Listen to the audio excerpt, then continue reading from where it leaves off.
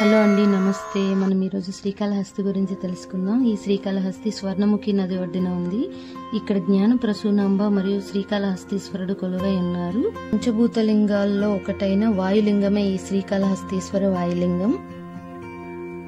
ఈ టెంపుల్ కి తిరుపతి నుంచి తొందరగా వెళ్ళొచ్చండి. 26 కిలోమీటర్లు ఉంటాయనుకుంటా. బస్ స్టాప్ కి వెళ్ళి బస్ ఎక్కితే సరిపోతుంది. మనకి టెంపుల్ దగ్గర దించుతారు. గేట్ నెంబర్ 4 లో దిగితే బెటరు నాకు తెలిసి. ఈ టెంపుల్లో దక్షిణామూర్తి స్పెషల్ గా కనిపిస్తారు. అలాగే శనీశ్వర ఆలయం స్పెషల్ గా కనిపిస్తుంది. మనం స్వామిని దర్శించుకున్నాక బయటకు వస్తే శనీశ్వరుని దర్శించుకుని బయటకు వెళ్తాం. శనీశ్వరుడు బంగారం తొడుగుతో తయారు చేసి ఉంటారు. ఇక్కడ ఏ టికెట్స్ తీసుకోవాలన్నా కౌంటర్ దగ్గరికి వెళ్ళి తీసుకోండి. మధ్యలో వాళ్ళని ఎవరిని నమ్మొద్దు, ఎవరికి డబ్బులు ఇవ్వద్దు. అందరూ మోసం చేయాలని ట్రై చేస్తారు. ఇక్కడ ప్రత్యేక పూజలు కూడా జరుగుతాయండి. అవి రాహుకేతు పూజలు. దోష నివారణ జరగాలంటే ఇక్కడ పూజ చేసుకుంటే సరిపోతుందని చెప్తారు అందరూ. సర్పదోషాలు, గ్రహ దోషాలు ఉన్నవారు ఇక్కడికి వచ్చే పూజ చేసుకుంటారండి. ఆ పూజ గురించి నేను ఇప్పుడు చెప్తాను. ఈ రాహుకేతు పూజ వల్ల ఎలాంటి దోషాలు ఉన్నా సరే అవన్నీ పోతాయని చెప్తారు.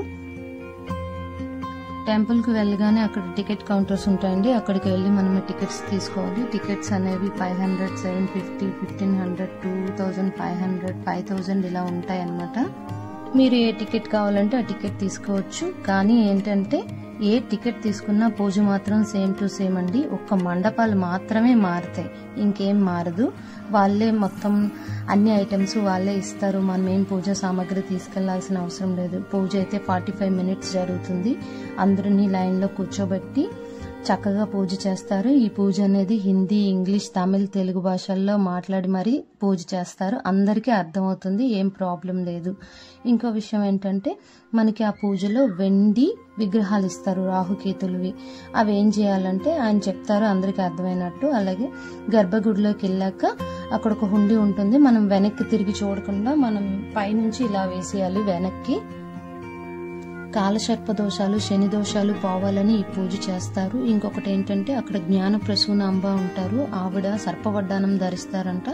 ఆ వడ్డానంగాని మనం చూస్తే ఎలాంటి దోషాలైనా సరే వెంటనే పోతాయంటండి. అది మిస్ చేయొద్దు, చూడండి. ఈ రాహుకేతు పూజ అనేది మార్నింగ్ 6 నుంచి ఈవినింగ్ 6 వరకు ఎవ్రీడే చేస్తూనే ఉంటారు. ఎప్పుడైనా చేసుకోవచ్చు వెళ్ళి. మీరు ఏ కేటగిరీ టికెట్ తీసుకున్నా సరే పూజ ఒకటేనండి. మండపాలు మాత్రమే మారుతాయి. మండపం ఫిల్ అయిపోగానే పూజ చేసేస్తారు, లేదంటే వేరే మండపంలోకి పంపిస్తారు. పూజ అయితే కంప్లీట్ అయిపోతుంది తొందరగానే. ఇంచుమించు 45 మినిట్స్ ఇలా పడుతుంది దగ్గర. ఈ టెంపుల్లో ఏంటంటే దక్షిణ గోపురం వైపు 4వ నెంబర్ గేట్ వైపు వాష్రూమ్స్ ఉంటాయి, రెస్ట్ రూమ్స్ ఉంటాయి. ఎవరికి తెలియదండి, ఎందుకంటే ఆటో వాళ్ళు ఇటువైపు గేట్ వైపు దింపేస్తున్నారు అందరినీ. మమ్మల్ని కూడా అలాగే దింపేశారు. లోపల లగేజ్ కౌంటర్ లేదు, ఇక్కడ పెట్టేయండి అని చెప్పారు. చెప్తే మేము అక్కడికి వెళ్తే 100 రూపీస్ తీసుకున్నారు లగేజ్ తీసుకోవడానికి. లోపలికి వెళ్లి చూసేసరికి అక్కడ 5 రూపీసేనండి లగేజ్ బ్యాగ్ పెట్టడానికి. మాకు తెలియదు కదా, మరి ఇంకా అక్కడ పెట్టేసి వచ్చేసాం, ఇంకా తప్పలేదు. ఆటో వాళ్ళంతా అలాగే చేస్తున్నారు. రూమ్స్ కావాలనుకున్న వాళ్ళు కూడా లోపల గేట్ నెంబర్ 4కి వెళ్తే సరిపోతుంది. వీళ్ళు ఏం చేస్తున్నారంటే ఇటువైపు గేట్ వైపు తీసుకొస్తున్నారు బ్రిడ్జ్ మీద నుంచి. అందుకని చూసుకుని వెళ్ళండి. ఒకవేళ వెళ్ళినా టెంపుల్ లోపల నుంచి మనం గేట్ నెంబర్ 4కి వెళ్ళొచ్చు. అక్కడ అన్ని అవైలబిలిటీస్ అన్ని ఉంటాయి మంచిగానే. అక్కడే అన్నదాన సత్రం కూడా ఉంటుంది, ఫుడ్ కూడా పెడతారు. నెక్స్ట్ ఏంటంటే అక్కడే దక్షిణామూర్తి ఉంటారు, చూడండి తప్పకుండా. ఈ శ్రీకాళహస్తిలో నేనేం చేశానంటే నేను అరుణాచలంలో రుద్రాక్షమాల కొనుక్కున్నానండి. ఆ కొనుక్కున్న రుద్రాక్షమాల ప్లస్ గిరిప్రదక్షిణ చేస్తున్నప్పుడు 3 రుద్రాక్షలు ఇచ్చారు మాకు ఫ్రీగాన. ఆ రుద్రాక్షలు ఇవి కలిపి ఒక పేపర్లో పెట్టి అక్కడ పంతులు గారికి, గర్భగుడిలో ఉన్న పంతులు గారికి ఇచ్చాను. కొంచెం దక్షిణ ఇస్తే సరాసరి మన శ్రీకాళహస్తీశ్వరు దగ్గర పెట్టి పూజ చేసి ఇచ్చారండి. అలాంటిది కూడా చేస్తారు. ఎవరైనా కావాలంటే ఏమైనా దేవుని దగ్గర పెట్టించి తీసుకోండి. ఇక్కడ ఇంకో విషయం ఏంటంటే ఈ టెంపుల్ కు వెళ్లి రాహుకేతు పూజ చేయించుకుంటే ఖచ్చితంగా ఇంటికే రావాలంటండి. అలా ఇంటికి వచ్చేస్తేనే దోష నివారణ జరుగుతుందంట. ఇంకో టెంపుల్ కి టైం ఉంది కదా అని చెప్పి వేరే టెంపుల్ కి వెళ్ళడం అలా చేయొద్దంటండి.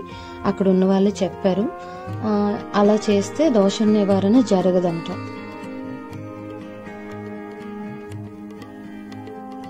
ఇక్కడ దర్శనం అయ్యాక పాతాళ గణపతిని చూస్తారండి అందరూను. లోపలికి పూజా సామాన్లు ఏం పట్టుకెళ్ళలేదు, అది చాలా లోతుగా ఉంటుంది, పాక్కుంటా వెళ్ళాలి, ఎంట్రన్స్ చిన్నగా ఉంటుంది. లోపలికి దిగాక దండం పెట్టుకొని వచ్చేయడమే. ఇంకా ఒక 10 మెంబర్స్ మాత్రమే పంపిస్తారు. 10 మెంబర్స్ బయటకు వచ్చాక మళ్ళీ ఒక 10 మెంబర్స్ వెళ్తారు. నేనైతే భయపడ్డాను. కొంచెం లోపలికి మెట్లు సరిగా లేవండి, లావుగున్న వాళ్ళు వెళ్ళొద్దు, చిన్న పిల్లల్ని అయితే తీసుకెళ్లొద్దు, కొంచెం పెద్ద పిల్లలు అయితే తీసుకెళ్ళండి. మెట్లు కొంచెం డిఫరెంట్గా ఉన్నాయి, లోతుగా ఉంటుంది, ఇబ్బందిగా ఉంటుంది. ఇక్కడ అన్నదానం అయితే అదిరిపోద్దండి, ఖచ్చితంగా తినిరండి, చాలా బాగుంటుంది. మిరియాల చారు లాస్ట్లో వేస్తారు, ఇంకా బాగుంటుంది.